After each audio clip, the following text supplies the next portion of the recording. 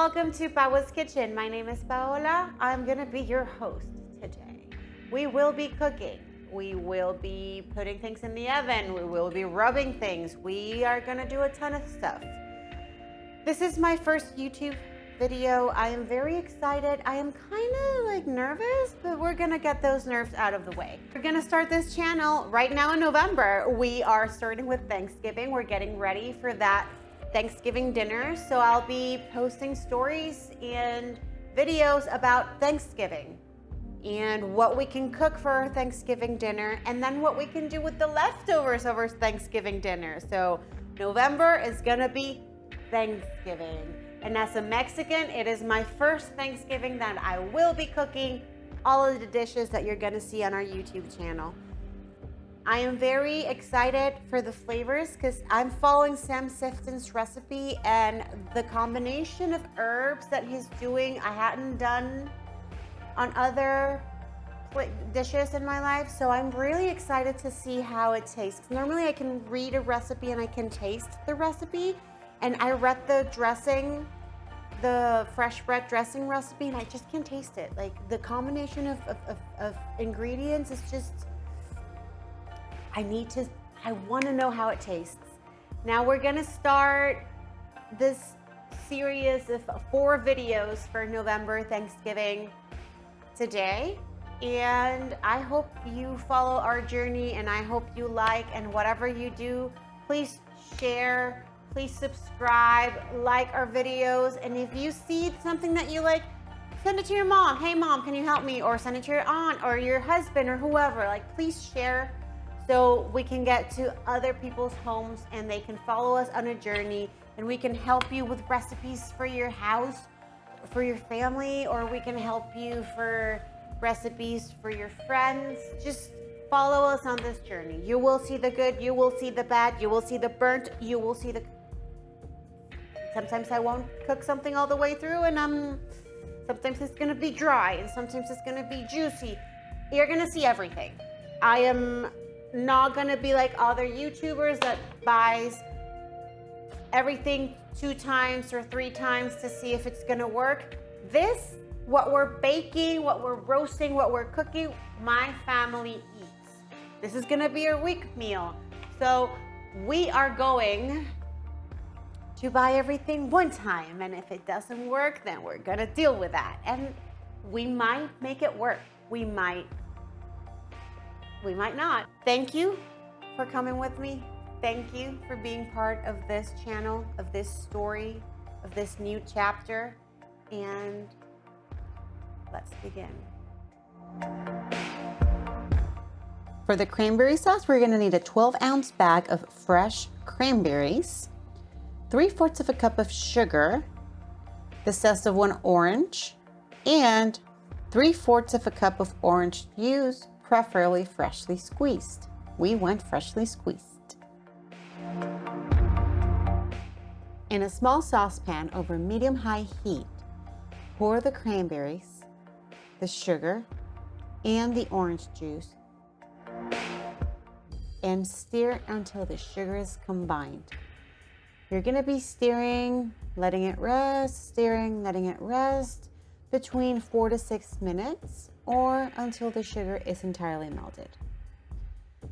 A science fact for you is that the cranberries are high in pectin.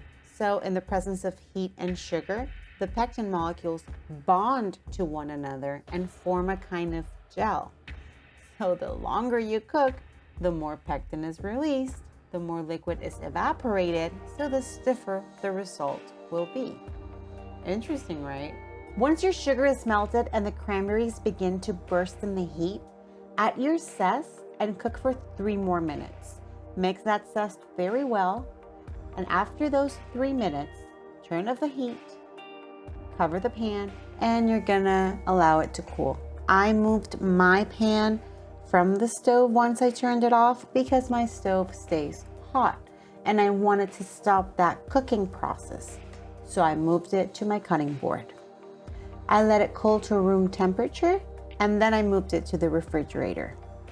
This was the texture when I turned the heat off. It did get a little stiffer once I removed it from the fridge, so bear that in mind. Once we were ready to eat, I plated it and I presented it cold. Now for the gravy. I didn't put the ingredients prior to making this because we're going with eyesight. Like, I didn't measure.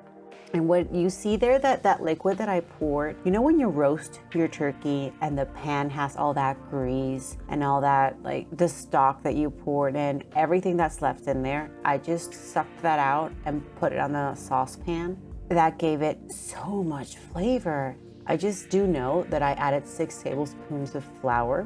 I was following Sam Sifton's recipe as like what ingredients I needed, but I didn't measure. I'd recommend you use instant flour instead of all-purpose. I couldn't find instant flour, so I went with all-purpose. And man, do I regret it, because those little balls of flour, I couldn't dissolve. Like, those were very annoying. Once I was ready, I poured the turkey stock. Next week, if you tune in, we're gonna follow the recipe to make that turkey stock that you see right there in the other pot. The recipe says to do 4 to 5 cups of turkey stock. I just went with my eyesight. It's still in medium-high heat. Like, I've done this all in medium-high heat.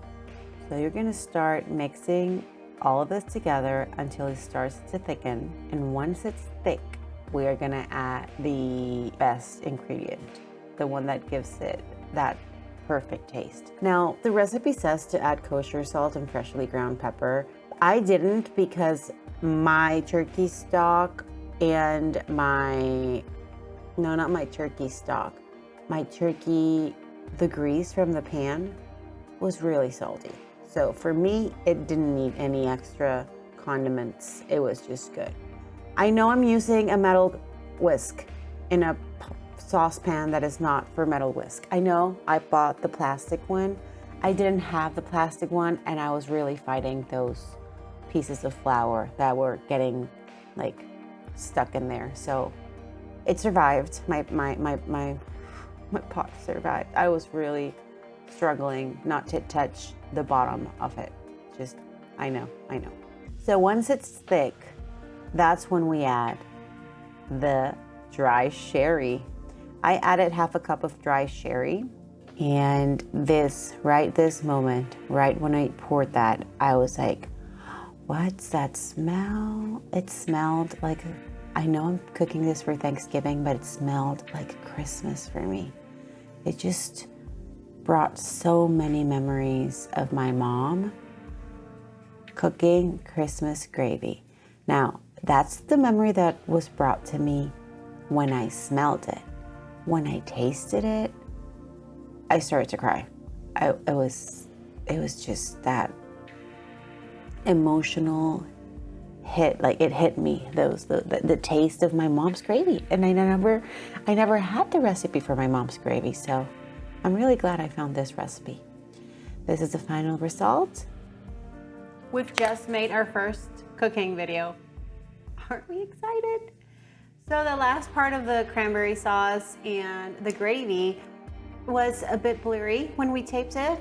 So unfortunately, we had people over and they ate everything. So we are out of food to taste in front of you. I'm really sorry. It was really good. The gravy tasted like my mom's gravy. And that was something that I was not expecting. I did not have my mom's gravy recipe. My mom passed away a couple years ago. And tasting that without knowing, it was just an emotional hit. And I am very grateful that I tried that recipe and that it took me back to when I was a child, which is what we're trying to do. We're trying to take each and every one of you back to your childhood and be part of the memories for our children now that we're creating for them. So the cranberry sauce, I'd never tried that in my life. That taste of the orange with the cranberries and the sugar, it was just a perfect combination of acidity and sweetness. I definitely recommend you following the recipe. I will continue recommending Sam Sifton's Thanksgiving, How to Cook It Well. It is a book that deserves praise and deserves to be read and to be followed. So thank you so much for being part of this new journey. Please come along next Wednesday so we can see the turkey and how we're going to cook the turkey. And then the next week after that, we're going to see the fresh bread dressing. And after that, we'll have ideas for what to do with your leftovers. So thank you so much for being part of Pao's Kitchen, and I hope you have a great day. Please like, subscribe, share, do all those good things.